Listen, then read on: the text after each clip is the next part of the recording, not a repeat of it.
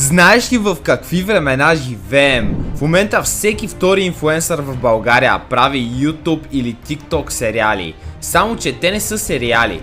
Това са психоманипулации, реклами, гримирани деца, драми и много опасна провокация, която е обвита в лъскава опаковка и се поднася директно на децата. И никой, ама никой не говори за това. А трябва, защото честно, тук не става дума нито за хайп, нито за гледанията. Става дума за това, което се гледа от децата в България. Някои от тях, които се събуждат и си мислят, че живеят в сериала на Лилия Начкова, други си мечтаят да са герои в Кървава луна, а трети просто искат да пият лава бер, защото Анди Студио са го рекламирали в своя клип. Но нека да започнем с най-новия сериал в YouTube, който се появи наскоро, а именно този на Анди Студио и техния сериал Лава Бер. На пръв поглед той изглежда готин, приключенски, сниман много добре, но като погледнем пак тотално рекламен продукт, който се прави за да пробута някаква напитка на децата. Но в повечето моменти може да видим, че дори в костюма на Лава Бер Мечока няма истински човек. Всъщност има един умел кукловод, който държи отзаде самата кукла и говори със собствения си глас, който е преправен. Понеже много от хората се заблуждават визуално, че наистина има някой в този костюм. И между другото, ако искате да си купите истински продукт, който просто не се рекламира за да бъде продаден, а се рекламира за да изживеете нещо специално, може да посетите моя сайт elitera.bg.store, къде ще намерите чисто нови дизайни, които са хиперлимитирани, изкупуват се като топъл хляб и в момента са много намалени. Така че отивайте и ще имате шанса и да участвате в giveaway на канала, който правя за 10k V-Bucks.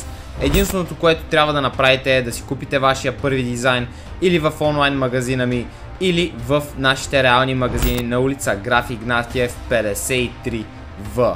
Буквално всяка сцена в този сериал е или бутилка Лава Бер, или някоя голяма мечка, която я пие, или битка, в която силата идва точно от напитката. И това не е маркирано като реклама, не е казано спонсорирано видео, просто си е сериал, който бута един голям бранд. И знаете ли какво правят децата после? Естествено искат или Лава Бер напитката, или пуканките, просто ги купуват, снимат се с него, кефят се. Манипулацията е перфектна, а родителите, те дори не подозират какво гледат техните деца. Но сега стигаме до Лилия Начкова. Тя вече е на друго подниво. Пада много по-ниско дори от Анди Студио с нейните сериали като Русалки или Класът на скандалите, както и най-новия и сериал Комшиите. Тези сериали са просто няколко поредици от TikTok клипчета, които са снимани зле, с лоши реплики, с сексуални базици, но децата просто се влюбват в тях. И какво им харесват на тези сериали? Много просто. Лили, понеже се снима толкова разголена с един тон грим. Дори като погледаме тъмнелите на тези сериали, няма нищо общо с един адекватен YouTube или какъвто и да е сериал. Къси клипове с псевдодрама, любов, предателства, плач, богати гаджета, лъскави дрехи. Героините винаги са гримирани до ушите с супер диалози, като той ме заряза, защото не бях достатъчно хубава. И кой ги гледа? Малките момичета и момчета по на 10-11 години, които после си правят същите видеа, говорят с една и съща интонация, искат да бъдат като героините от този сериал. Сериозно, това наистина ли е пример? И това наистина ли е детско съдържание, което Лилия Начкова може да предоставя на своята аудитория? Според мен отговорът е много голямо не. Стигаме и до Кървава луна.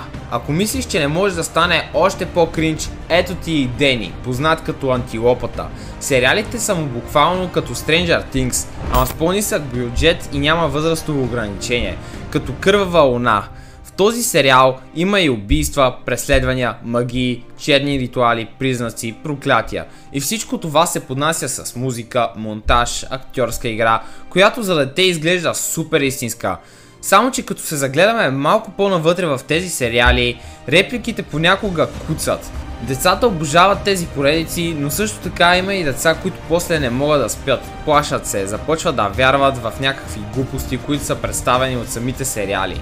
понеже всички знаем каква е аудиторията, особено на Дени и Антилопата. И пак, няма нищо лошо в тези сериали, даже Дени е едно ниво над Анди Студио и Лилия Начкова, понеже започна пръв с тези сериали в YouTube. Само че нека се замислим дали наистина това съдържание е качествено и си заслужава да си хабим времето да го гледаме. И пак, естествено, родителите си нямат и идея какво точно гледат техните деца. Но това огромен проблем ли е в България? Аз честно казано бих казал да. Русалки учи как външния вид и драмата са над всичко. Кървава луна насажда страхове, суеверия и травми. Лавабер продава идеята, че напитките ти дават супер сили и всички са гледани от деца в ранна тин възраст, без родителски контрол или някакви ограничения. Абсолютно всички сериали, които изброих в това видео, са направени от инфлуенсъри, които са от един тип. Просто рекламират някакъв продукт и имат точна стратегия за манипулация, която просто да се хареса на малките деца. Наистина това е възможно най-добрата стратегия, понеже най-лесно е да предадеш съдържание, а именно на децата. Понеже те като видят нещо по някакви клипове, които са интересни и добре направени, веднага ще искат да си го купят. Така че може да кажем, че това не е просто идея да се направи нещо качествено и хубаво за гледане, а една огромна маркетинг стратегия, която ютубърите в момента прилагат. И то не са само един, два, три, много повече са. Така че ако мислите, че това не е нормално, напишете един коментар и оставете мнението си. Чао!